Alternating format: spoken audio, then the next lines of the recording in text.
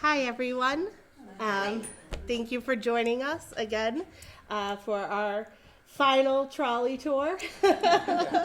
My name is Katie Kavanaugh, and I grew up in East Bridgewater, fourth or fifth generation, I never know, living in town. I'm Norma Callahan, and I grew up in town. And I'm Tom Turner. I didn't grow up in town. I lived in Quincy until I was about 30 and moved down when I began teaching at Bridgewater State in the history department where I was for 48 years. But my area of expertise is really the Civil War and the Lincoln assassination. So I've learned quite a bit about East Bridgewater as we prepared some of these things over the year here. It's been interesting. My name is Jen Turner, and I grew up in East Bridgewater, although I actually live in Quincy now, so it's sort of full circle in this part of the family. So this trolley tour we did the other side of town. So we went down, we're starting off leaving, if you can envision it, leaving the town office, and we're going to take a left down Plymouth Street. And we're going to go through the center of town. The first place that we wanted to talk about today was, I don't know if you guys know this, we don't have a picture of it, but the original center of town was not the center that you guys or we know as the center. It was actually down a little bit further, down by where DPW is currently located on Dean and Keith Place. And that was actually called Central Square. And that was our original center of town. So when we're driving down to what is now currently the center, a lot of those houses along that road were huge estates. They weren't quite as close to the center, maybe as we would think of today. So the first one that we're actually going to look at right here is this was a big conversation starter for us on the tour because I couldn't believe I was going to start my story off here or start my trolley tour off here, but I had to because it was literally the first house we would have passed. And I had edited it out because it is a murder-suicide spot, which felt like probably not the best place to start. But the day before our trolley tour, Wayne Nye had posted on Facebook. I don't know if you guys are familiar with Wayne Nye, but he posts a lot of great pictures of town and a lot of great history of our town, and he mentioned this house, so I felt like it was meant to be.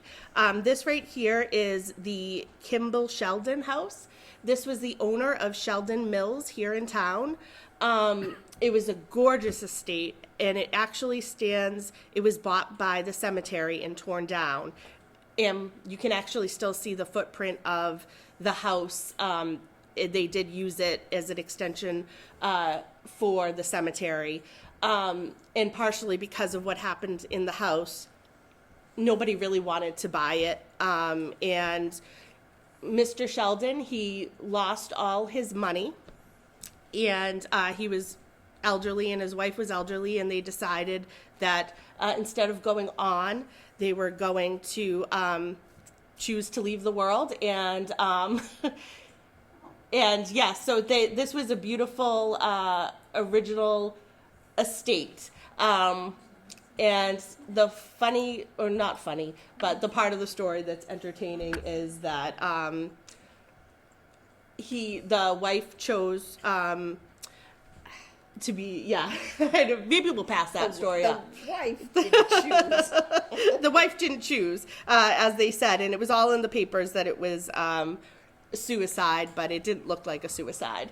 And then this is the next house that is also torn down, but this is actually where Sachem Rehab Center currently stands. And this was a beautiful estate. It's Dr. Morris's house. Originally, it was General Lazal's house. He actually was a huge money man here in town. When you look back at the history, he actually funded a lot of the major projects in town and helped build a lot of the bigger buildings. So as my mom would always say, He had his fingers in a lot of pies. He was an interesting guy to research because he made his money in a very interesting way in the beginning. So he was self-made. He was born in East Bridgewater, and he was born into a poorer family.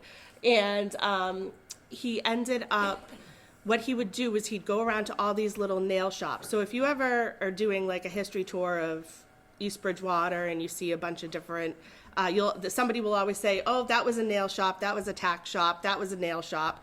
And the reason is because it was kind of what people did on the side as their other jobs. So typically everywhere here you see shoe manufacturing or nail shop. So the nail shop, General Lazelle would go to all of his neighbors and all the surrounding little nail shops and buy their nails at a smaller cost, and then he would take them and sell them in bulk in Boston.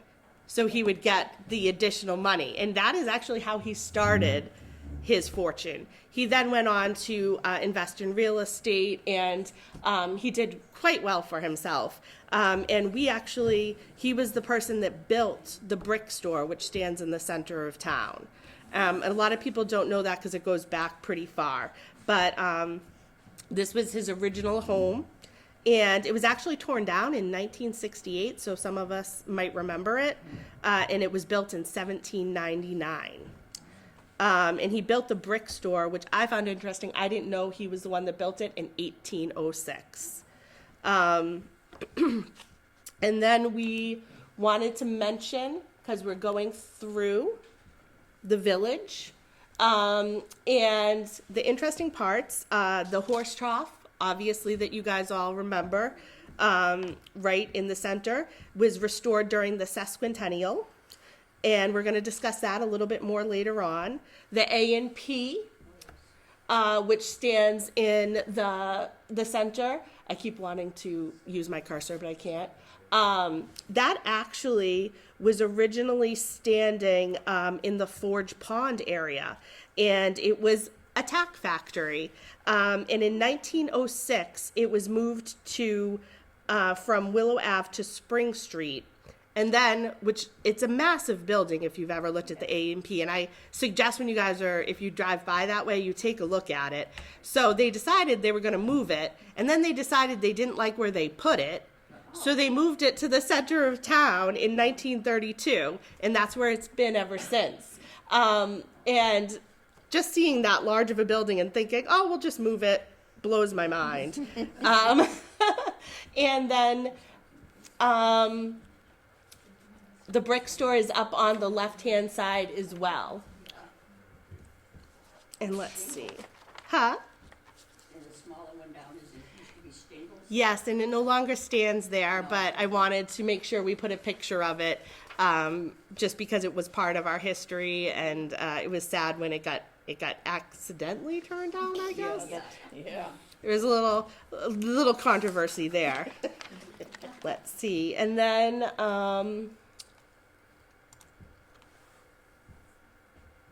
this one I also wanted to mention. So this is a view of the center of town. You can see the brick store. So we used to have trolleys that went through the center of town. So what you're seeing there is actually the tracks for the trolley that went through. And we had a interesting story about the Harris condominiums. I don't know if people are familiar with that area at all. But when we were doing our research, we were looking into, because obviously it was an old estate, so we wanted to know a little bit more about that house. And what we ended up finding out was that, believe it or not, East Bridgewater had a hotel, a pretty famous hotel. And it turns out that the exact middle point of the New Bedford-Boston Turnpike, which we talked about at the last trolley tour that went right through our town, it's where Route 18 is, that actually was a stopping point, a halfway point. So a lot of people would stop there, let their horses rest. They would rest, they'd spend the night, and we had quite a large hotel. I never knew that. I don't know that any of us knew that on this. I think so. No. It was built in 1787. It was built in 1787.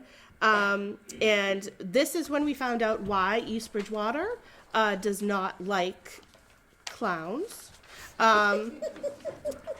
In 1857, our one and only large hotel was burned down, and in the newspapers, sensationalized even back then, was that we had been visited by the circus, and they were staying at our hotel, and it was the 5 celebrated clowns of Nathan's and Company Circus.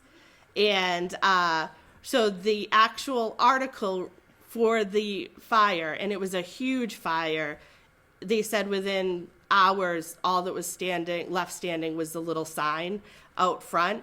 And it was a massive, there's no pictures we could find of the hotel on top of it. But they said that it was either caused by the 5 Clown Review. The fire was either caused by the 5 Clown Review or a drunk man. And that is what they put in the paper. So it was very interesting. And then on that property, a large mansion was built in 1887 by Judge Robert Orr Harris. And then, as we know, in the 1980s, it was turned into condominiums.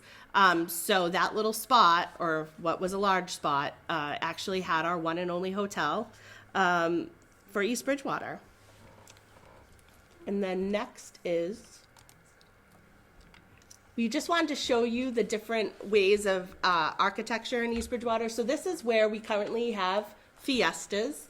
Many of you may know it for what it was in 73, where it was Stelio's Pizza.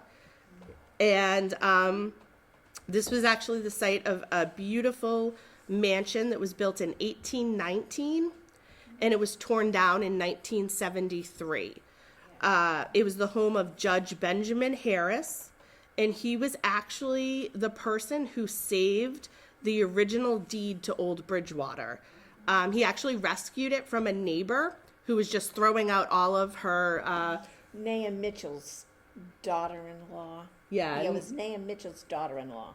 Was throwing out all of his stuff after he passed. And luckily, Judge Harris ran over and said he had a lot of valuable things to the town in his possession. And he was able to rescue... He didn't know what he didn't know what he rescued, because Nahum Mitchell had thought he had lost it, which was the original deed to Bridgewater. So that now is with the Old Bridgewater Historical Society. And we can thank one of our residents for rescuing it and making sure that it was preserved in history. And interestingly also, I don't know if you guys have ever noticed, but the original steps to this building are still there. And they're in front of fiestas now. And we'll explain a little bit more about why that happens so frequently, because you'll also see the original steps to the estate that was where Sachem Rehab is also still standing. Not quite as obvious as this one is. And I'm going to mention the bank building. And we're doing things a little disjointed, and I apologize, because when we were doing the trolley tour, and I think we mentioned this the last time, frequently we passed a lot of the places before we could talk about them. So that's why I keep kind of looking around, because I'm like, oh yeah, I still am talking here. I didn't talk this much on the actual trolley tour. So this is the bank building. This was built in 1885 by Samuel Ryder. This actually was the home of many different things throughout its time. And it was Winslow Hall, which was located upstairs. It was a gathering place for entertainment for the locals. And then at one point, Town Hall was actually in here, as well as the police department. And it's had many different lives. It's been a place for doctors, and it's had lawyers in it. Now it is Bluestone Bank. And I've been told that there's still, I don't know if it's true or not, but I was told that there's still in the basement is a jail cell left over from when the police briefly had a spot there. It also, I believe, stored the library at one point. Yes, the library's on the second. The library was on the second floor. Yeah. So it's the other interesting part I just want to point out is Samuel Ryder. He actually is going to be the architect and builder for so many of the places around town that are still standing. We've taken quite an interest in him. We did not know about him before this trip. We can't find a lot of information, but every time we were looking up the history of a building in town, we would see his name attached to it somehow. And I think it says a lot that many of the buildings that his name is attached to are still standing. And they were not just, they weren't just bank buildings, there were homes too. It's quite impressive. So we actually say his name a couple of times, but I just want to make sure I point out, you'll hear his name again. And let's see. And I think I get to stop talking. I think. Is it okay, Jen? Do you want to talk about the library? Sure. So, as we mentioned, the library was in Winslow Hall before. There were sort of several locations in town where the library was before the current building was built. So the architect of the library was actually a man named Waldo Howard of Brockton, and the library building is considered the finest surviving piece of Queen Anne architecture still in the town today. And as many of us know, the library was donated by the Washburn family. So Cyrus Washburn was a native of the town, and he also ended up being kind of like an early industrialist as well. So he made a lot of money and then moved away. But his family donated about $11,000 for the building to be built. And it was open to the public in the fall of 1897 in October. And the side entrance, which I don't know if we can see it, yes we can, the side entrance was actually built in 1938. And then the addition, which most of us know because we still go through the addition to get into the library today, was built in the 1970s. And outside of the library building, there's a small children's fountain, and this was actually a fountain that's now known as the Mary Folsom Parker Memorial Fountain, and it was gifted to the library by Mary Folsom in honor of her father, Jacob Folsom. And so Katie has a little bit of a story to tell about Jacob Folsom and a painting of his that used to be in the town hall. Yes. I was like, do I have it in here? I don't. I guess I just tooled it off the cuff that day. When I first started working at the town hall, in the town clerk's office, there was a painting, a beautiful painting, hanging of a gentleman, and everybody would ask us about him. And the only thing we ever knew was his name. We didn't know who he was. We didn't know who he was in the community. He definitely wasn't a town clerk because I looked that up as quick as I could. And his name was Jacob Folsom. And all we knew was he was a money man in town. And I kept looking through like town reports, and I never could find anything. So when I took over as interim town clerk, I did a little bit more research of his background, and I pulled his will and his daughter's will, and I found out that he actually... Oh, is it another picture? Yeah. This is it right here. Yeah, it is. Oh, there it is. Yep. So that's actually the picture that hung in town hall.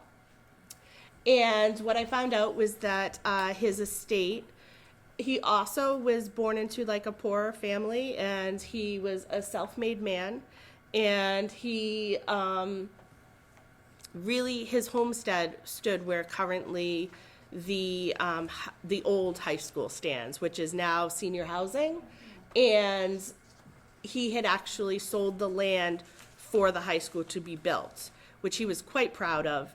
It really was a pinnacle point in his life. That homestead meant a lot to him. So his daughter, Mary, when she passed away, she left money in her will to have a fountain made that was going to stand outside the old high school. She passed away before it was able to be done, and the powers that be decided that it wasn't going to stand in the old high school. It was going to be moved over to the library. And so the importance was actually that property, because that's where his heart was.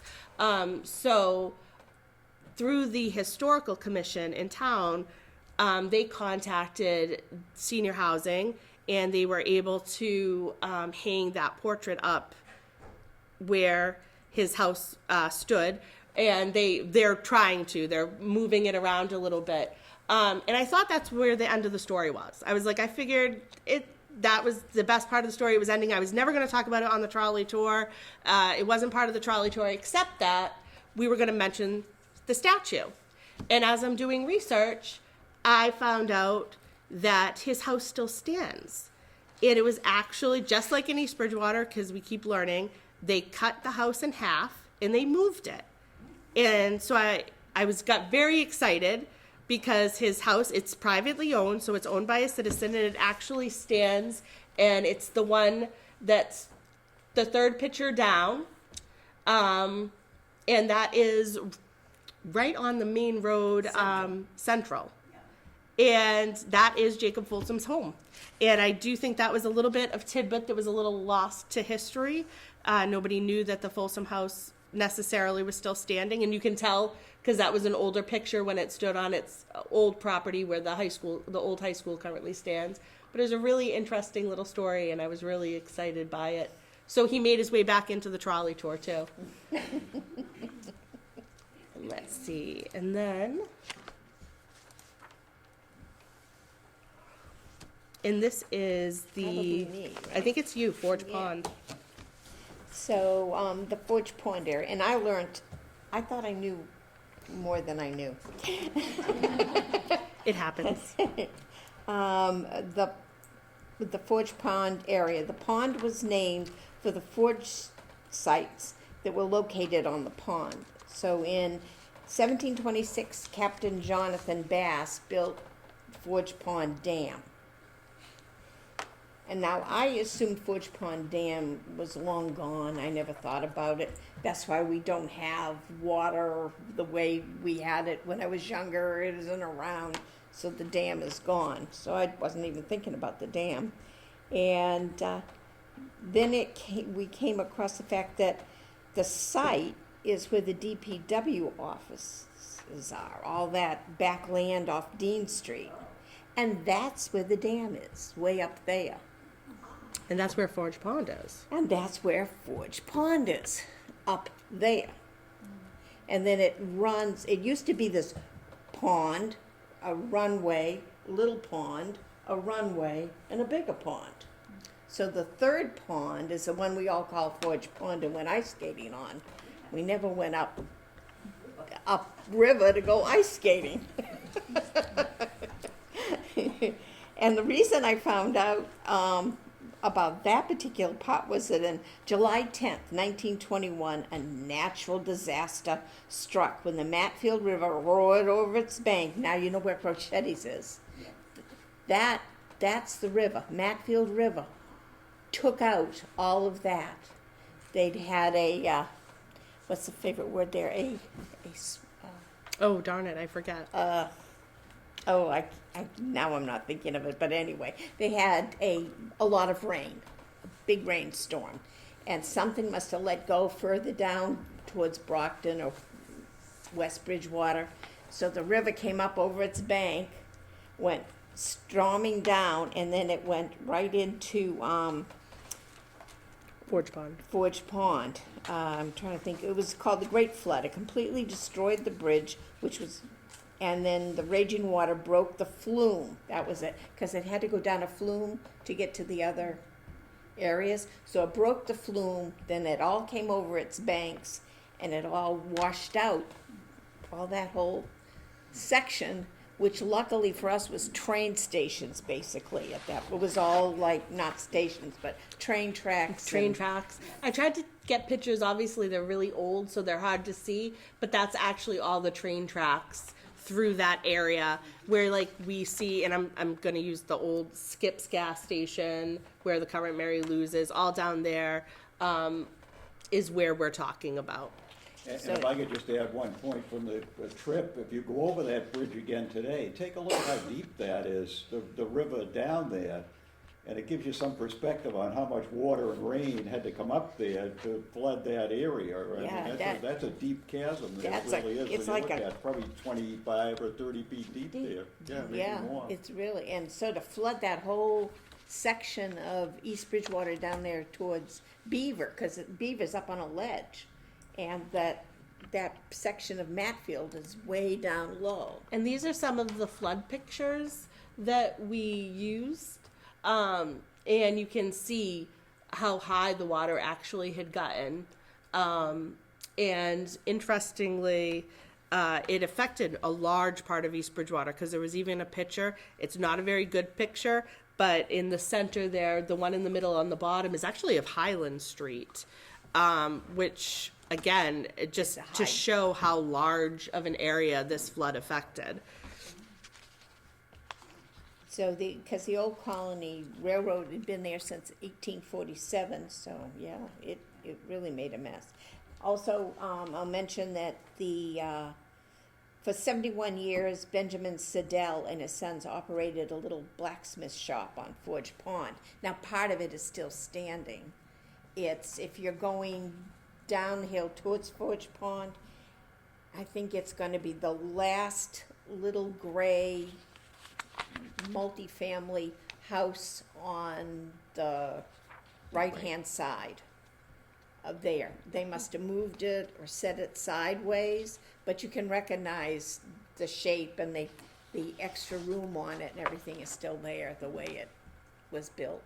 So I it's think right that was there. what was most surprising about the trolley tours in general was how much was still standing.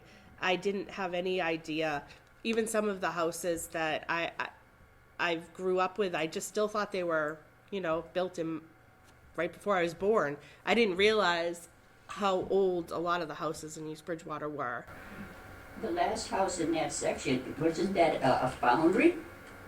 For, In that section there, if you're going down Bedford Street, Mm-hmm. you're going towards Whitman, in that row on the right, wasn't that last class building a foundry? it might have been. No, it was the blacksmith shop. I mean, it was a. In later years, it was a foundry. My father worked there. Yeah, which would make sense Yeah, to if you convert a convert it blacksmith like into a that, foundry, yeah. absolutely, yeah. It'd be Yeah, useful. it had two stories. There was originally there was a paint shop above it. They sold paint. And downstairs, I mean, it was a big building, and originally it was a big building. Yeah, it's not all there It's- anymore. And it was, I'm sure the blacksmith shop was like a foundry. They pushed all the stuff out. And it does make sense that they'd turn it into a foundry Foundry. because they would have had all the things that they needed. the Yeah. equipment, yeah. Yep. So the S curve. I'll talk about that and give you a breather for 1 second because you have to go back. I know. So the S curve was another interesting story. There was actually quite a curve in Route 18, and that was actually moved due to accidents. So the best example was of the actual map shows how drastic of an S curve it was, and there was many car accidents. And I actually was able to meet one of the residents. She actually just passed away, Barbara Shields, and she lives in one of the original houses. And I always commented when I'd go to her home, because it's right on Route 18. It's the house that's right next to the Standish Grill. And I always would feel scared when I was leaving her driveway because they were just flying by. And so I asked her one day, how did they have to do eminent domain? Why did they put the road so close to your house? And she so kindly talked about how that whole area, the community had really come together and wanted it changed because they had so many horrible accidents. And the one that she told me about, I put on the bottom, because it was the last accident that occurred that really the community said, this has to change. We can't have people dying anymore, because they were going into Forge Pond. And so they actually came together and they encourage the state to straighten the road, and that included them losing a lot of land. Some people lost their backyards because there is this strange little island now, like Harmony Liquors and then the island. And so a lot of them lost their backyards. Barbara lost her front yard. And they did it just out of, they didn't want to have accidents like that anymore. And it just really resonated with me. So I wanted to make sure I told the story when we were doing this, because I didn't know that it had an S-curve before that. So now we're gonna have we have the horrible. Yeah, what happened on our trip is we had a long ride to get to the next. We did. We had to get all the way to Route 8 to Harvard Street from. The last thing we talk about is the S-curve, so pretty much like Mary Lou's. So we decided to talk about boundaries. Boundaries.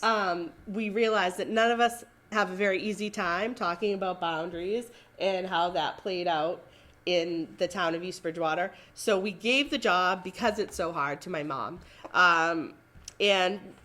Yeah, I don't know. We still struggled with it. We still struggle.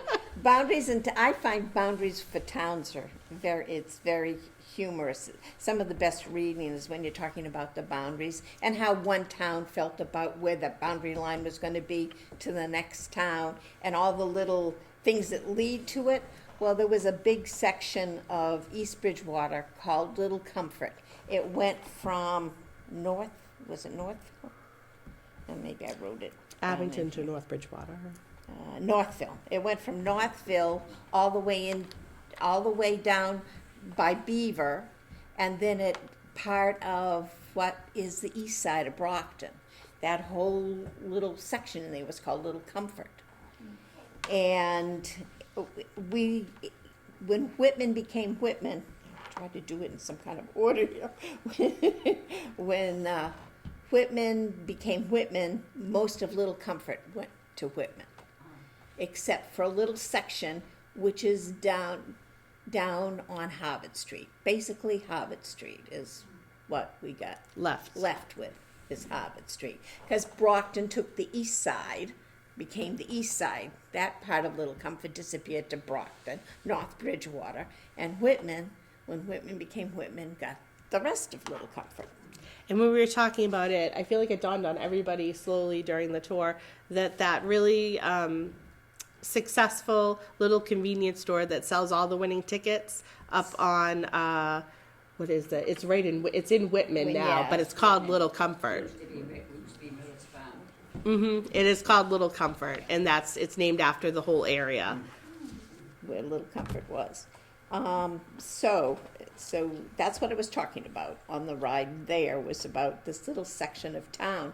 And the thing about the section that we were in East Bridgewater, that was kind of like the wilds. That was where nothing had been settled, really. That was where the people went that didn't want to be with the people in the center of town. They kind of went out to the sticks, and they got there early. They were probably some of the earliest citizens. So there was 6 people in the center of town and 2 people curmudgeons living out on the sticks. So, and that's where I was born. I lived on Winter Street originally when I came to the town. I was the last house before you entered Whitman. And so we had a farm there, and on a dirt road. So, as Katie says, I still hate it. And well water, because they weren't going to run water out to us. So we had well water and a dirt road, and that's where I grew up. And so I was always interested in why I was way out there.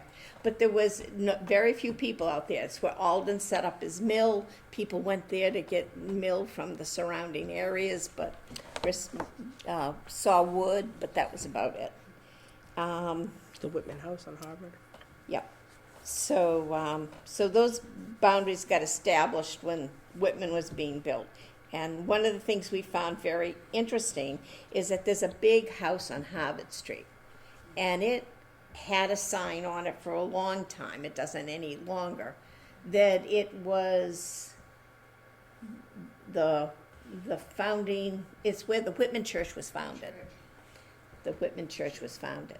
And I The never. Whitman Congregational Church. Yeah, Whitman Congregational Church was founded. And I never really thought about why we would found the Whitman Church in East Bridgewater. Well, they were going to build it in what would be Northville and Little Comfort area. That's where the church was going to be. And it was for those people. It was for all those people.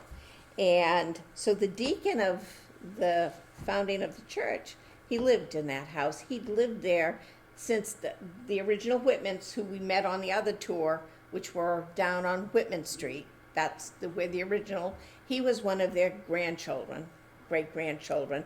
He moved there because they had a lot of children. They would divide up land among the kids, and you know, your second son and your first son got the best properties down where Dad was living. And then when you got to 6, 7, 8, 9, 10, 11, they were just getting further and further away. Well, what we found out was all the other Whitman sons, because he had 11 children, all got places down where Whitman is. So, of course, when Whitman was looking around for a name, they named it after their famous town builders there, the Whitmans. So that's how East Bridgewater got to help name Whitman. So, And one interesting fact, I think either Katie or Mother found, if you look at the history of the Congregational Church in Whitman, they don't acknowledge that they started in East Bridgewater. no, they don't. It's just erased, so. They erased that whole thing that You know, originally. It tells you they were maybe weren't happy or something one way or the other, but, yeah, you won't find it. And the family cemetery's there. Oh, that's the Whitman Cemetery? That's the Whitman Family Cemetery, yep. Yeah, that's what Yep, it is. that's the Whitman Family Cemetery. And the town takes care of that. Yeah, I think they do too. No. And then, I know the family that lives in the house now did take care of it at one point, but I think the Baileys used to take care of it. so the Lewises, I know them as the Lewises because when I grew up, my best friend actually lived in Eliza Whitman's house growing up, so I got to know the house really, really well, and it's absolutely beautiful. And they kept a lot of like the original parts of the house are still there, but I know that the grandparents used to take care of the cemetery, but that would have been in the 80s, 1980s. That was in the Baileys. And so the other, it's funny because we're doing this backwards because we had to fly by the house, so we had to talk about it on the way back. So the next one we're going to talk about is Brown's home, which is 653 Harvard Street, which was built between 1800 and 1812 by John and David Brown, and this was where their farm was. They married two sisters, and they decided that they were all going to live together in this little house. And John was a farmer, and David, and he was very careful with his money. But David liked to invest. So actually, the Browns are one of the reasons that we were able to bring the railroad here to town. And they actually played a part in a lot of the early industrial development of East Bridgewater, helping with ironworks, locomotive works, and again, they laid the Old Colony Railroad. What was really interesting about this house, and I'm sorry, the house, do we have a picture of it? Is the next one? No, we didn't get a picture of it, but the house had a working cider mill in it right up until it was redone, I think, in the early 2000s, and that's when we believe it was removed. But it had an original working cider mill. And the other interesting thing is you'll see on maps a lot of times, there's very little on a map of the town in that area of the world. Part of the reason I found out from my mom was because you had to pay to be put on the map. So a lot of people were poor in this side of town, and they did not feel the need to pay to put on the map. But a lot of times you'll see Brown's Crossing, which is a railroad stop, and you'll think, why is there a railroad stop? It turned out that when they went to David's son went to lay the groundwork for the railroad, they had to buy a small portion of his land in order to make it work. And he decided that's fine. I'll sell you the land if you put a train station next to my house. And they did it. So he had a train station right next to his house. And a cider mill. And a cider mill. So he was all set. But very enterprising. And it's a beautiful little home. And again, it's right on a corner. So it's still standing. And I think this is you, right? Yes. Jen, this is all you. So this is just two images of the Foxborough Company. So we think of what I learned a lot from the tours, that the research that we did for them was how industrial the East Bridgewater was in the 1800s, and with the nail factories and all the sort of things that the early industry that East Bridgewater had. So when I think of industry in East Bridgewater, I think of the Foxborough Company, which many of us probably remember coming to town in 1960. So you see the Foxborough Company down in the right-hand corner. And then the water tower, which is also along the street just a little bit further down on the right-hand side, is actually the highest point in town. So it's the tallest point in town. And I'll add one fact to it that we didn't have. We were asked, how high is the town above sea level? I don't know. I looked online. We're 81 feet above sea level is the highest point. So I guess we're lucky we don't live right by the coast here. If we had a bad hurricane or something, I think we're probably still okay. But that is the highest point, 81 feet. Oh, I'm glad you looked that up. Yeah. We did get asked. Fun facts on Facebook. Yeah. But it was fun, on the tour, because we kept trying to point it out, and we thought that the leaves would be down when we did the tour. And when we did the tour, we thought the leaves would have fallen off the trees. So we kept having to go over there, is the water tower. So some people saw it and some people didn't. Yep. But I think I saw it one highest time. point in town for those of us who are interested in knowing that. And then the next part of the street, on Highland Street, is 497 Highland Street, which is one of only two remaining Sears Roebuck houses that are still in town. And so this is kind of a cool thing, but Sears and Roebuck's, many of us remember it, but it used to be sort of the Bible of consumers, right? It had 10,000 items that you could buy from the catalog. And one of the things that you could buy in the 19-teens and 1920s, so right after World War I, when there was the first real housing boom in the United States, were houses. So you could put your order in, and then the houses would come on the train, and they would come basically all ready to be assembled. So you could literally, it would come with nails, with paint, with the wood, so everything that you would need to build your home, it came in this kit that you could buy from the Sears and Roebuck's company, and then they would haul it on a train to the town where you lived. So you can see on the bottom the Sears and Roebuck's company. It's the Martha Washington version. So the Martha Washington version that appears in the catalog is actually what's still at 497 Highland Street. So it was a really popular way for people to build homes in the 1920s. So before the first sort of post World War I housing boom, and this cost about $3,000 to build.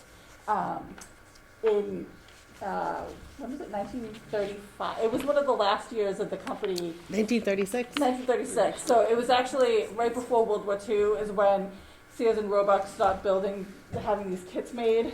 So this is actually one of the last houses probably built from those Sears kits at the time. Mm-hmm. So next we stopped at Jones Pond. So we always did the caveat when we stopped at the stop during the trolley tour. We didn't want to expose or show anybody a new swimming hole. Do not swim at Jones's Pond. It's actually extremely dangerous, and there's been a lot of drownings. We believe it had more than Robbins Pond. Robbins Pond, Yeah. which is quite an interesting fact. And we believe it's because of potentially a current, but also that it was the site of a mill. So actually, And they Yeah, Yeah. and we had somebody on the tour Yeah. who was sitting right next to me and said, you know, my father and I were out there one time trying to figure out how deep it is there. And he used the term bottomless. Now, it's not bottomless all over, but there are kettle holes, I think you call those. I studied geology way back. I remember a little bit about it.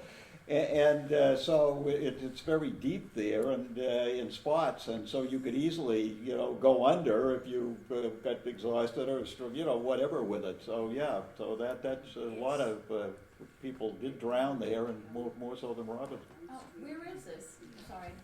so if you go down Highland Street, down to the bottom, and you take a right, it's right there on your right-hand side. You can now pull in. It's called Mill Pond now, I believe. Yes, so it's there's the. there's a stone there. Yeah. Now I know where you are. Yes. That actually still, it's a pretty good place to ice skate and fish. And we talked about it on the tour too, like a lot of the people who died, like in the pond, like based on the newspaper records that Katie found was, you know, they were people like in their 30s. So it wasn't like teenagers, you know, kind of just jumping in and dying. It was like actual people, Yeah, you know, in people fact, like adults, that and people that newspaper were article older. has one there. It's age 32. Yeah, so found dead in the Individual found pond. dead So in the clearly pond, this was like yeah. a big problem. Like the dangerousness of it was pretty clear to people in town. Like it wasn't just kids dying, because a lot of people at Robbins Pond drowned like when they were like younger, but these people were clearly like in their 30s and 40s when they were having these accidents.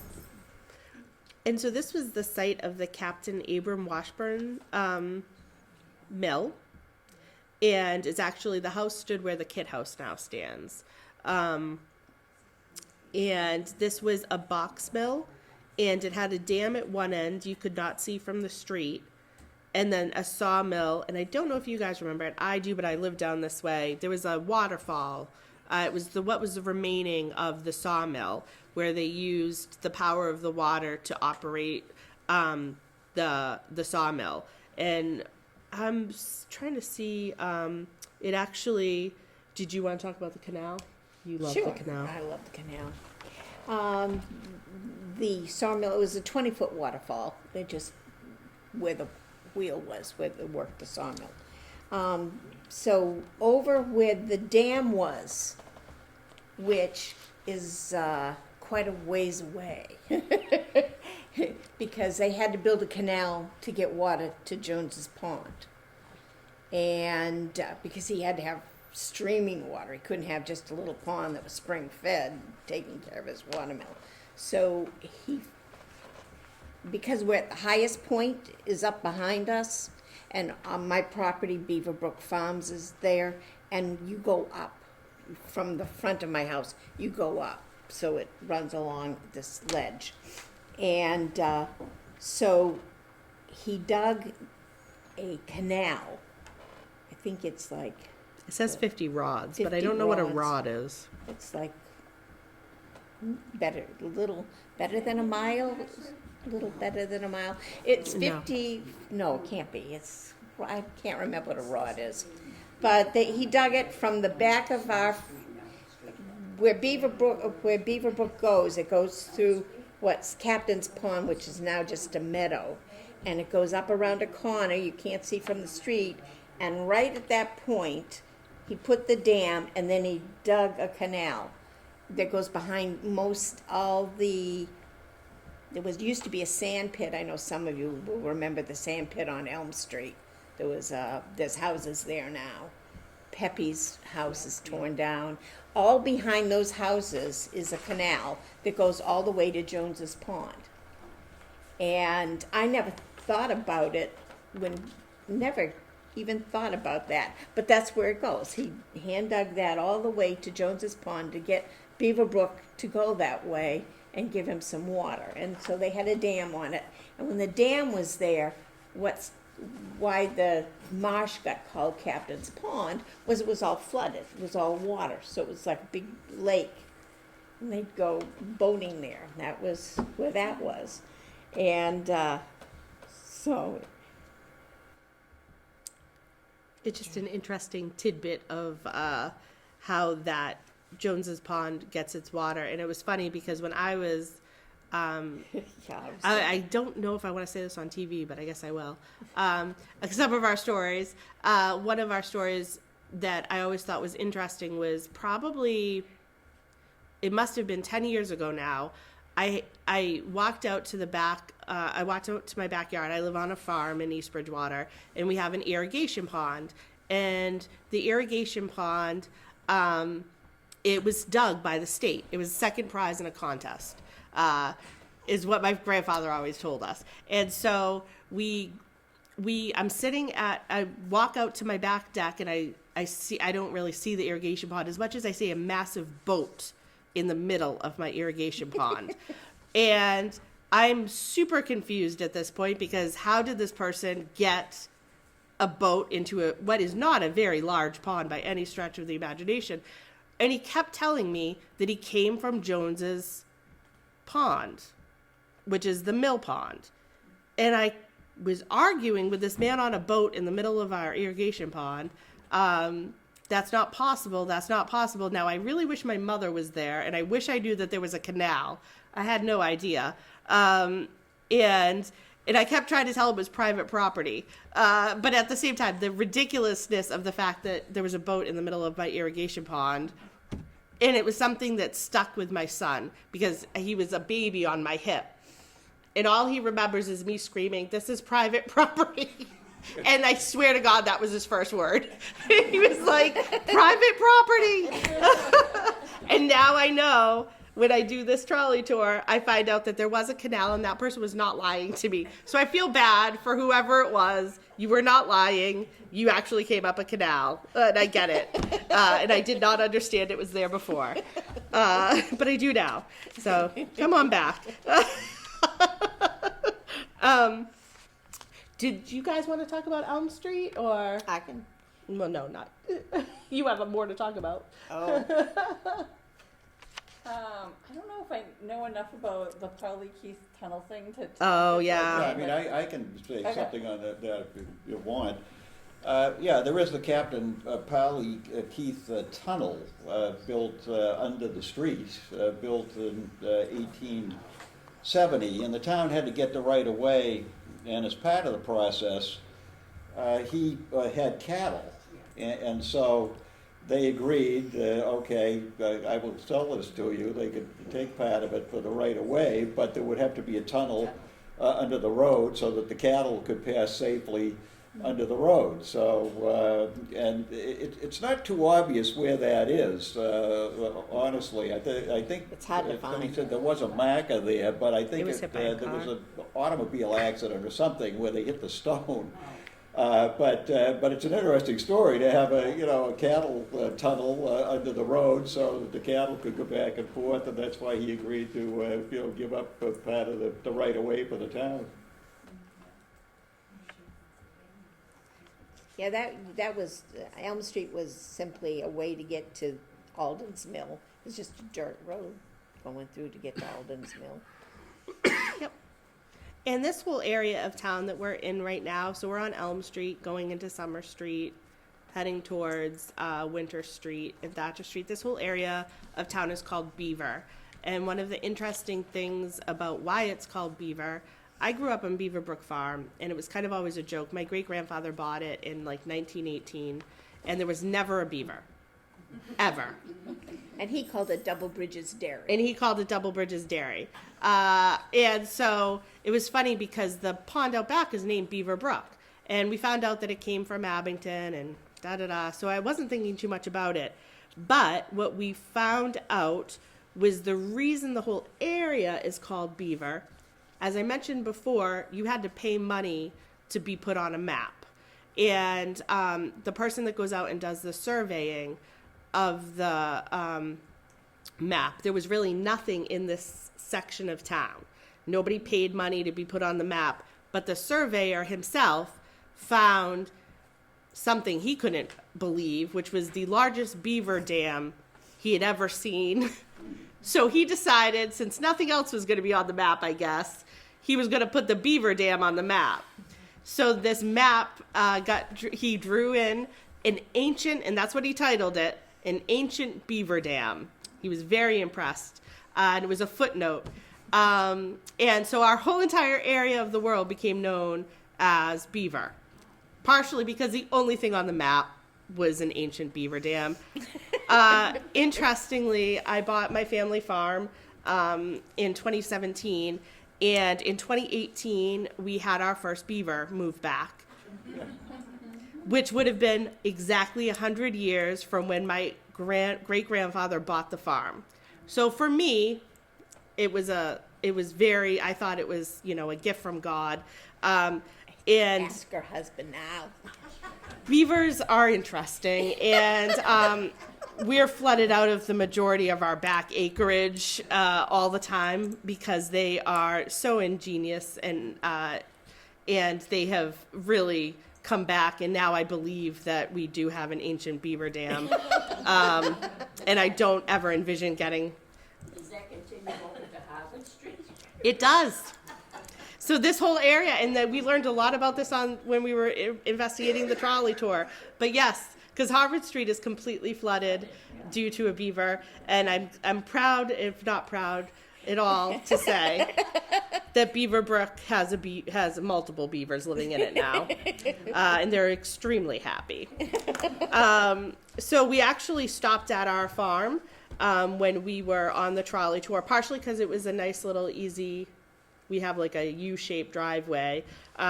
So we wanted to talk a little bit about Alden's homestead, because my mom mentioned that Alden's mill was down the end, and this initially, all of Elm Street was literally just a cart path to get to Alden's mill.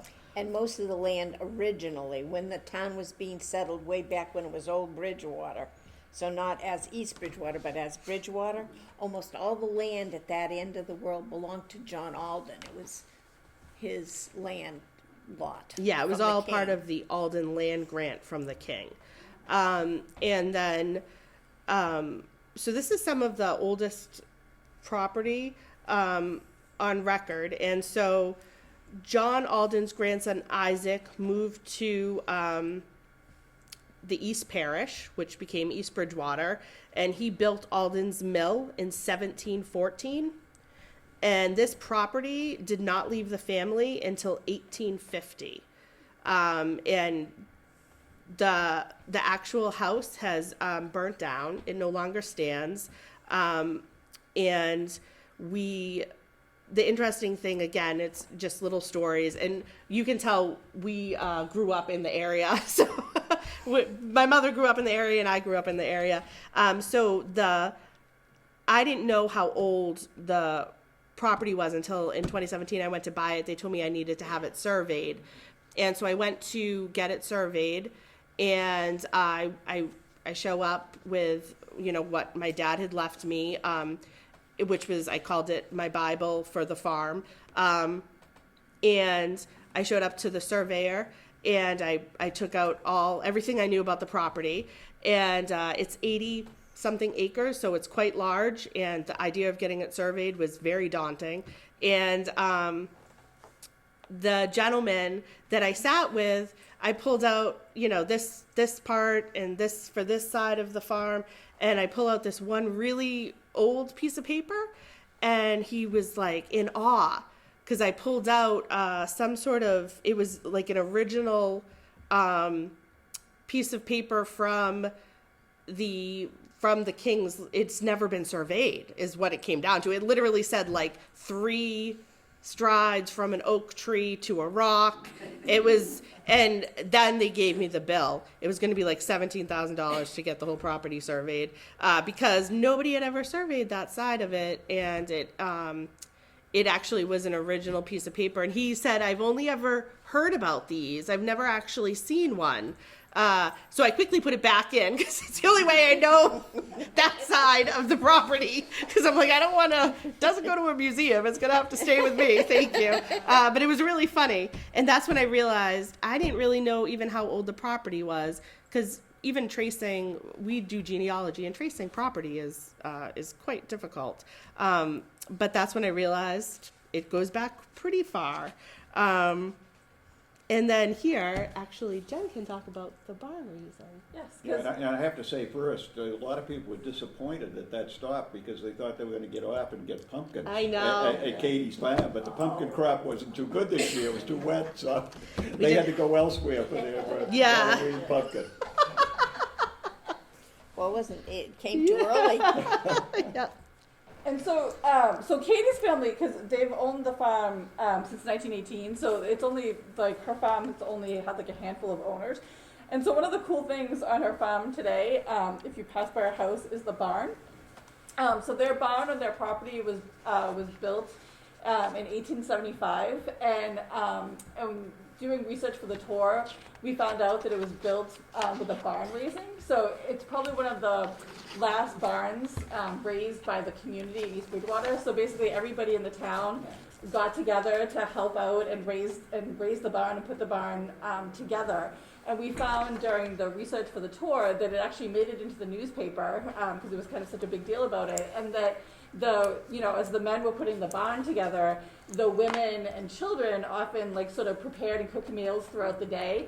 And one of the meals that they prepared was basically kind of like a roadkill stew.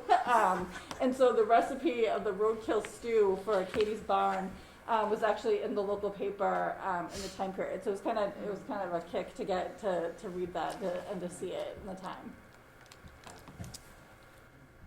So we continued down, we left that driveway on Summer Street, and we continued down to Winter Street, just because we wanted to make sure that we stopped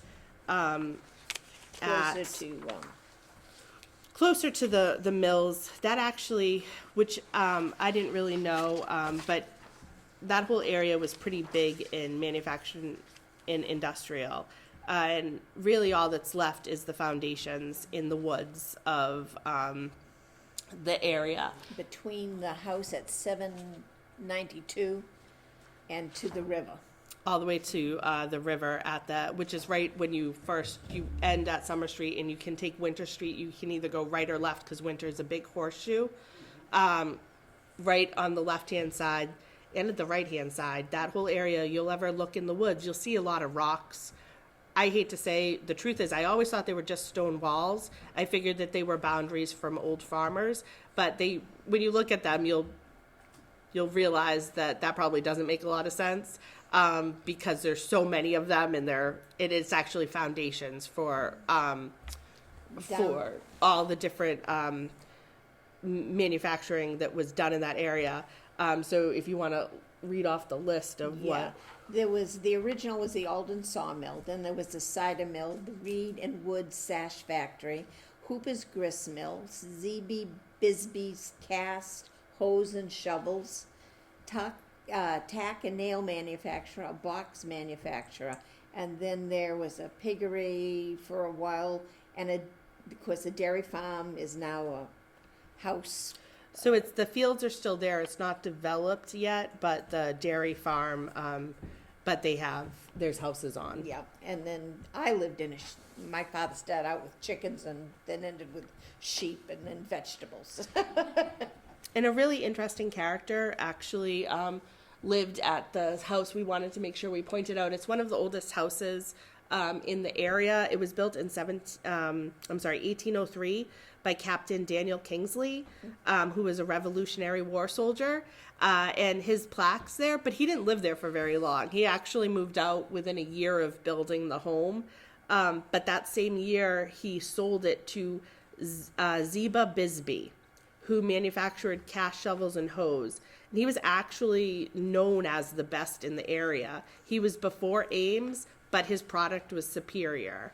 And it's just a really interesting piece of history because everybody thinks that, Easton is where that developed and came from. But actually, one of the best in the entire area was from East Bridgewater. And it was down in the Beaver section. And we did take this opportunity to talk about stone walls in East Bridgewater. It's something that is a little near and dear to my heart. But throughout town, we have what is known as scenic stone walls. They're typically from all different periods, and I said we talk about the stone walls that are in the center of town again, as well as there's a lot of, they are known as field stone walls in my area, and they're typically just from farmers picking up the stones out of their field and piling them up. But they are done in an artful way. You were taught how to make a stone wall, so you knew how to build it so that it would last. They're not exactly easy to replicate, as I have found out. You cannot just pile stones up and hope they stay. It doesn't work that way. So back in the 1970s, they started noticing that a lot of the stone walls in East Bridgewater were disappearing. And so they actually went to the state and they protected a lot of our stone walls that are still standing are there because of the work that was done by at that time, the Historical Commission here in town. They actually preserved a lot of the stone walls. And so the ones all along my Summer Street, Elm Street, those are the entire length, they're preserved.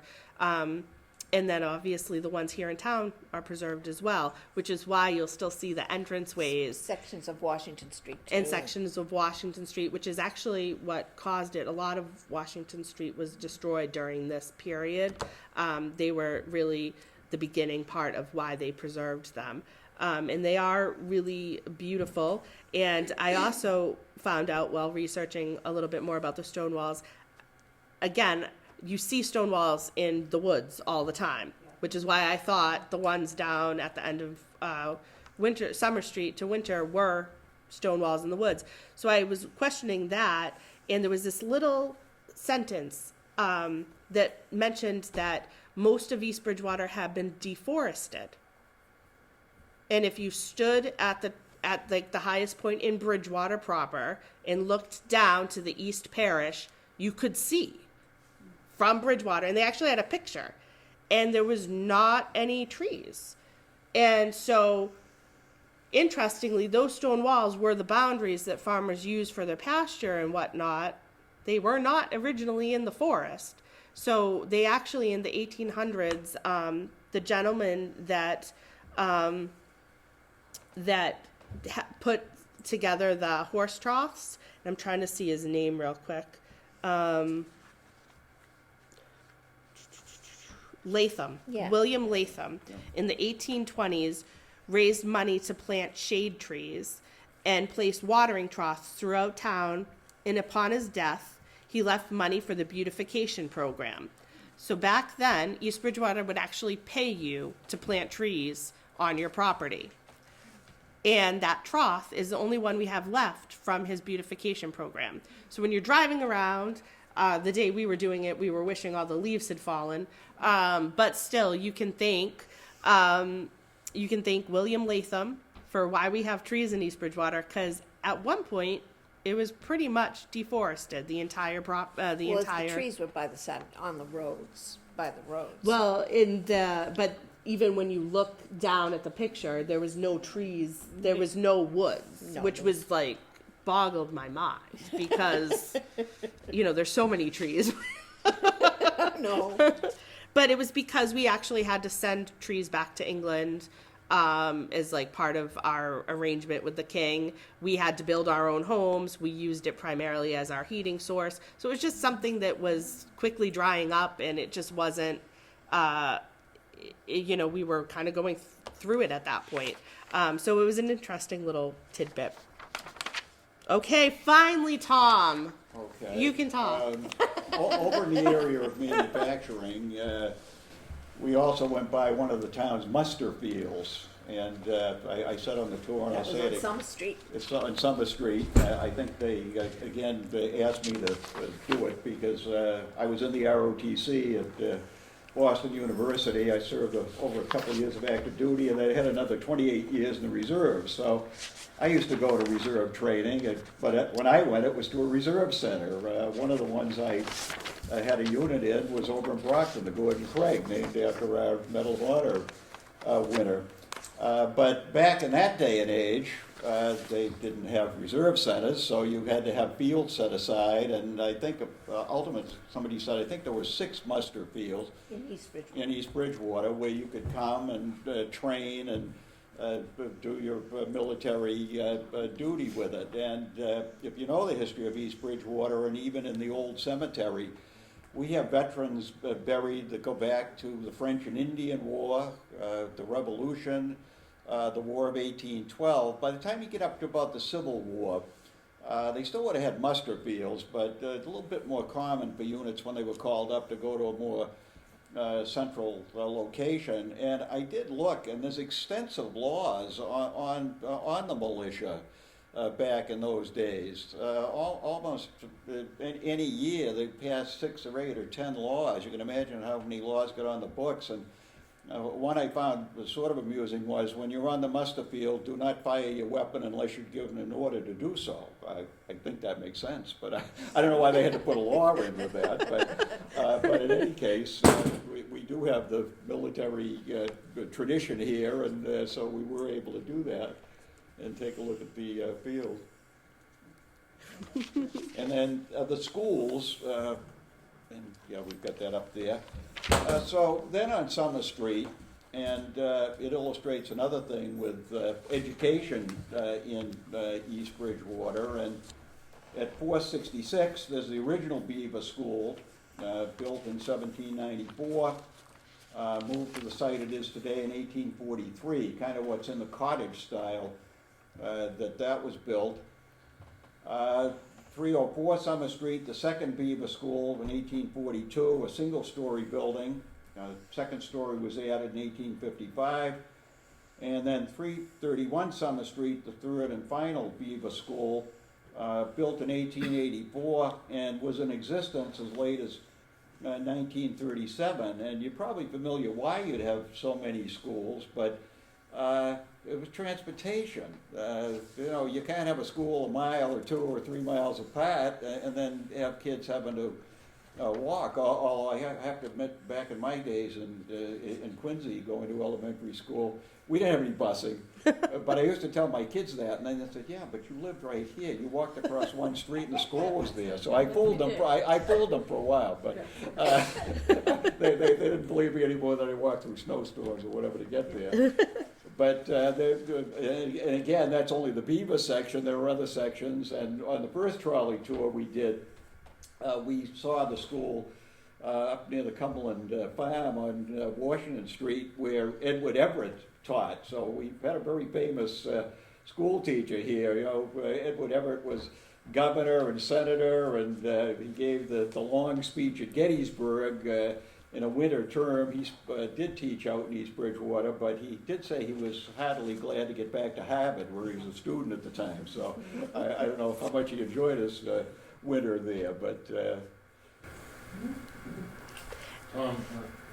bottom 2 pictures, are they That's, the same building? Yep. yes. yes, yeah, that's the same building. So they're all still standing, which is Yeah. also kind of interesting. All the schoolhouses are still standing. Oh, Yes. Yep. Yeah.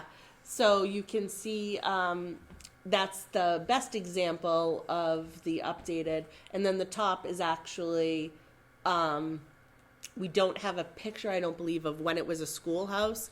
We only have a picture of when it was private, but that one is also still standing. Yeah, and the Edward Everett one, which we don't have here because it's a Yes. location, but it's still stands standing. where Edward Everett actually taught. Yeah. It's really interesting. No. So we were going to talk about, but we didn't, but I'll mention since we have a slide of it. We were going to talk a little bit about the prohibition, because this part of the Beaver was actually caught up in it. Again, as my mom had mentioned earlier, a lot of the, a lot of people that go out to the far ends of a community A little more independent. are a little more independent, and so they had quite a few run-ins with the law around prohibition. So this was really big in the paper, and one of the as you can see, that's the police chief up there with all of the goods that they got from one of the raids that they did. And it was funny because a lot of it happened in the beaver section of town. And one of the women there, I just noticed this now, and before, is Alice Alden. I wonder if she was a descendant of I know. John Alden. It was very Of course, the interesting. Pilgrims did drink beer. They Yeah. considered that sacred than drinking the water, so they were teetotalers. But when we were on the trolley, we went too fast. We never could get this portion of our trolley tour out. And so it was kind of something that got lost a little bit, but it was still really interesting. And one thing else, the beaver section that we're in is very close to the Brockton and West Bridgewater lines. And because of that, we shared the school expenses in Beaver with West Bridgewater. They sent their students to our schools. So we would pay 1 year, our town would pay for the schooling, and the following year, West Bridgewater would pay for the schooling. And the teachers were on either payroll at any one time. And I apologize for the next one you're going to mention. I do not have a picture. We don't of it. have a picture, No, but I couldn't think find. everybody's gonna know it. It's still standing, it's gorgeous. It's 230 because we're coming down now we're going to Pleasant So Street. like we came down Summer Street, Crescetti's was in front of us, and we were going to take a left down on Pleasant Street. And we're going down Pleasant Street. And the first house that we made notice of is 230 Pleasant Street. And it looks like an old southern horse ranch or something. It has all the white fences on it, and it's big, and it has a big barn with the cupola on top of Yep. it, and a really pretty house. Well, that house was built. Let's see if I can find it. Here it is. Built in 1854 by James Sidney Allen. And he made all his money in shoemaking and built the house for his family. But the thing is that he left home. Now, I believe, and I'd have to look further than I looked, but there was a little sentence in there that made it sound like he built a house where his grandparents might have lived. So that's there now. He built that house, but his grandparents might have lived there before. That's how he had the land or something. So anyway, he went, at the age of 17, he had already expanded his business and had 150 employees. So he had started out in West Bridgewater to learn the trade. He went to Brockton and built his own business, and he had 150 employees. He became a state senator, a selectman. He was on the school committee. So he was really well known in that area. Plus, he helped build the Union Congo Church, which is on Pleasant Street. And so I never knew that. I always loved that house. So I was all excited to find out. But he did it all before he was 23. I guess you had to do it early back then. So the next house we go to is we're coming up to because of the way the roads are and how fast you have to go, we were coming up to Union Congo Church and the parsonage. So we did the Herbert Harlow built a house in 1886. And it was at the same time the parsonage was going in, and both houses are identical. They were put there side by side at around the same time. And he wanted to be near the congregation. Harlow wanted to be near the Congregational Church because he was a deacon. Well, it had something to do with the church. I don't know that he was a deacon, but he helped build that church along with Allen. And his farm was the Buttonwood Dairy, which later became the Harlow Leland Dairy, which later became Leland Farms. Okay, so that's how they all tie in together. And his nephew was Arthur Leland, and Arthur came from Wisconsin to help him run the dairy business. And he retired in 1918, Harlow did, and went to New Hampshire and left the Lelands to run Leland Farms. So, and what's big about that is both houses were built by Ryder. Both of those, the parsonage and his house, were designed and built by Ryder that we spoke of before For the bank building. for the bank building. So, and there's so many houses that were built by Ryder. It's kind of, I think that's going to be a book. And then we traveled down from there to Vinton's Corner. Vinton's Corner is right at Pleasant Street where the bridge is, and you go from Pleasant Street to Central, onto Central Street. That whole area. That whole area right on that corner was Vinton's Corner. And Jen's going to talk about that area. Yep, so most of the history growing up, like I loved Margaret Alexander. I used to like hang on her every word. And so I served on the historical commission with her, and she really loved the story of Hugh Orr. Because Hugh Orr came in the 1740s to East Bridgewater. He was an immigrant from Scotland.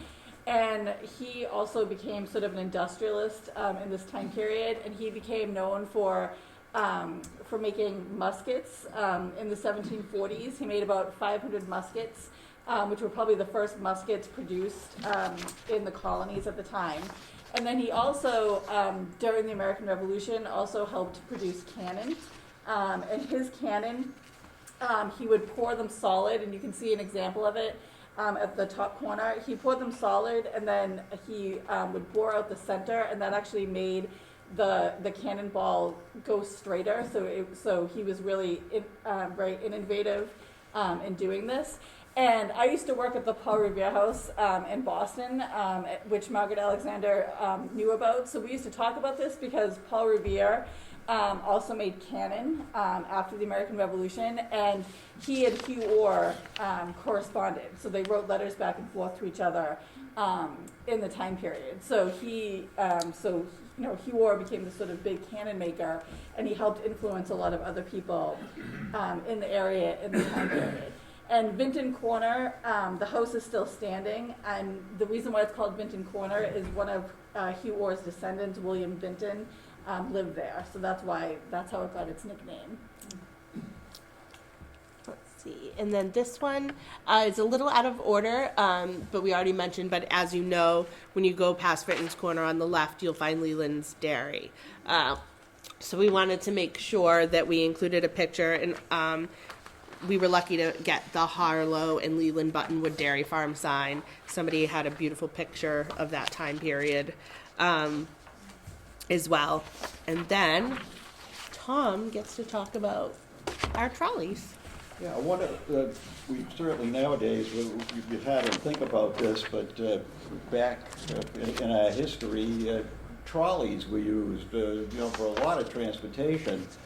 And in the 1880s, the Brockton Edison Company brought electricity to Brockton. And if you know the story, Thomas Alva Edison actually worked on that directly over in Brockton. It's one of the first cities that was electrified. And down in Richmond, Virginia, there was an individual, Frank Sprague. He was the one who took electricity and put it and made the trolley cars that would run on electricity. So in July of 1897, the Brockton, Bridgewater, and Taunton Street Railway was put into effect, and there was a parade in town, there was a band, and there were a lot of trolley lines. One interesting one ran down to Bridgewater, but if you know Bridgewater today, the railroad tracks run across the road there. And the trolley couldn't get across the railroad tracks. I guess the tracks stuck up. So they'd have to discharge the passengers. There'd be a trolley waiting on the other side. You could go on. And in fact, you could, in those days, go all the way down south there, considerably from Bridgewater. And then if you came back, the same thing. You'd have to get off at the railroad tracks and have another trolley waiting, and away you could go. And there was actually one of the trolley lines from East Bridgewater, you could go directly to Nantasket without even having to get off the trolley, however that worked. So that's interesting as well. What happened, of course, however, ultimately by the 1920s, automobiles did become a lot more common. And the last of the trolley lines was abandoned in 1929. In the meantime, there had been buses sort of taking over as well, so the trolleys weren't as popular. And then finally, the buses went out here at least on a regular basis in 1968, so not too far back. One other story with it, there was a storage building where some of the trolleys were kept. There was a storage barn, and in 1899 there was a very bad fire. The building went on fire, and it destroyed 8 passenger cars. So the 8 of the trolley cars were destroyed, and also a snowplow, I guess, that was kept in the building as well. But East Bridgewater did certainly have a lot of trolleys running through back in our early history there in the 1900s. And then we weren't able to, we had to cut this from the trolley tour itself, but this actually is down, and I highly recommend visiting it down by Dean and Keith Place where the DPW is. That actually has quite a bit of history. We found out about Forge Pond, but this is actually where, I believe that's the old high school, right? Up on the top left. Yeah, the old high school used to be where DPW is. Currently, that was one of our high school buildings. There is a beautiful estate that was there, and the barn is still standing. It's, I have a very old barn. It's in, The house is still there, too. The house is still there. I don't know if the house is still there. Well, part of it, anyway. But it's, the barn is still there. And then, was that also? That's the academy, East Bridgewater Academy is still standing, and it's down there. So it's a really beautiful little area. And like we told you at the beginning, that's actually where our center originally was. And so we were disappointed not to be able to get down there and show people. But if you have the chance to just drive it, it's a pretty beautiful. It's called Central Square. Central Square, and that was our original center. And the last place that we went to was actually, let's see. We ended our tour on West Union Street. West Union Street was actually the main street, the main drag in East Bridgewater of the time. So that whole area, that was where our train depot was. So if you were traveling by train, this is typically where a lot of the people would get on and off. And it was right at the end of West Union Street, pretty much kind of across from where now the current post office stands in that area. It was kitty-cornered a little more than that. That whole area was where a lot of our, I was going to say little stores and shops were located, as well as we had a fire department down there, which we'll show you in a minute. And one of the big things, we had boarding houses, laundries, grocers, millinery shops. We had pool halls, shoe shops, and other businesses that lined West Union Street. It's kind of strange to think of it. We still see the old Masonic building that's still there, which was also, it wasn't built by, but the architect for that was Ryder. A lot of the center buildings were, he was either the architect or he was the builder for those. And so what was interesting was when we started this tour, my mom just kept saying that the original train depot still stood. And I drove down it and I said, no, it doesn't. And then I pulled up to prove it, because I'm always right. Even though I'm never right, I'm always wrong. She's always right. But I pulled up the picture of the train depot and I said, it's a one-story building. This is not standing. And then we did a ton of research, and we could not find it mentioned anywhere. But my grandmother had always pointed out a building, told me that was the old depot. And that's where it kind of stood. And then when we were actually on, just doing research for this, we saw the house, and you guys can see it. We were trying to make it a very big reveal, because as far as we could tell, we looked around, nobody knew where the trolley depot was or where it ended up. And as we're looking around, there's a very strange roof line. When you're on West Union Street, one of the houses has a very odd roof line. And we realized that it was, yeah, very good old EB. EB's known for, I'm coining this, and we didn't get shirts made. We gotta get the shirts. We have to get shirts made. Frankenstein houses. East Bridgewater is great for, I'll take that shed and I will add it to the second floor of my home, and now I have a second floor. And that is what they did with the trolley depot. So the Not trolley, and that's the. I mean, sorry, not trolley. That's the train depot. That's what they did with the train depot. So the train depot had a fire and it was destroyed, or so that's what it said. And in actuality, the part that wasn't destroyed, they just put it on the second floor of a building. And that is why, so that is the house on the left. It's still standing today. It's on West Union Street. And you can see the very strange roof line. And it matches the train depot roof line. And yes, that is what, and it was funny because that's what they did with a lot of the cottages. When I was doing the first trolley tour, we learned about the cottages at the sanitarium. Yep. And a lot of the houses on Strong Ave were just left like little pieces that were of the sanitarium. They had the little cottages. So a lot of the houses on Strong Ave were Frankenstein together. And so now we know where the train depot ended up. And so it's still standing, and my great grandmother was not wrong. We were able to find it. And that was kind of our big reveal at the end of our trolley tour. And we just also wanted to include, this is the firehouse, which is still standing, it's beautiful. It's currently used for storage, and it is privately owned. And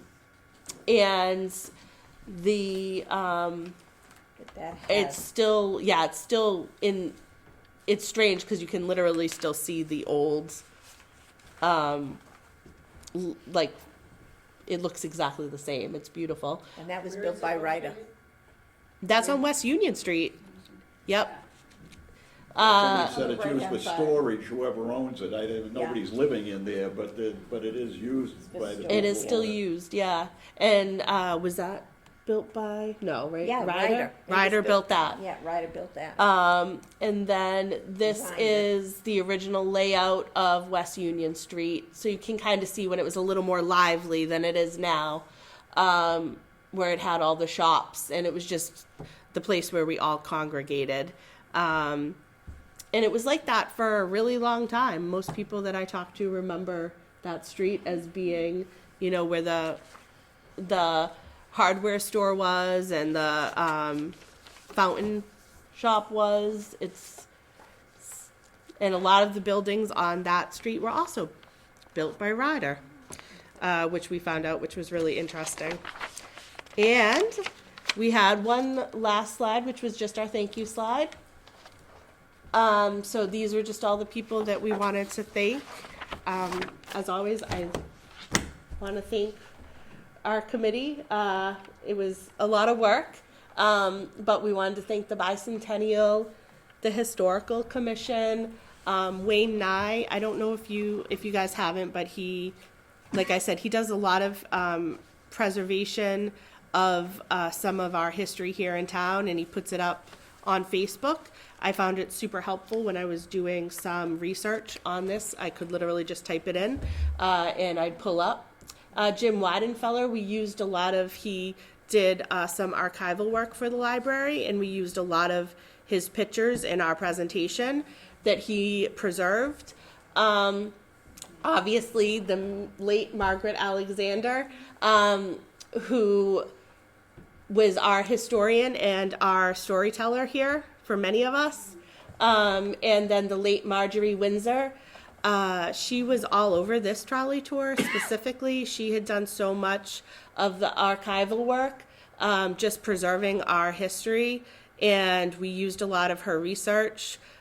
She was very quiet, and you wouldn't know, but literally she preserved so much of our history in town. And then we actually used a presentation from the first trolley tour for the Girl Scout Troop 496. So I always like to shout them out. And then obviously to all the storytellers, collectors, genealogists, historian, researchers, teachers, and volunteers that have preserved the history of East Bridgewater. Huge thank you. And to you guys for coming out. Thank you.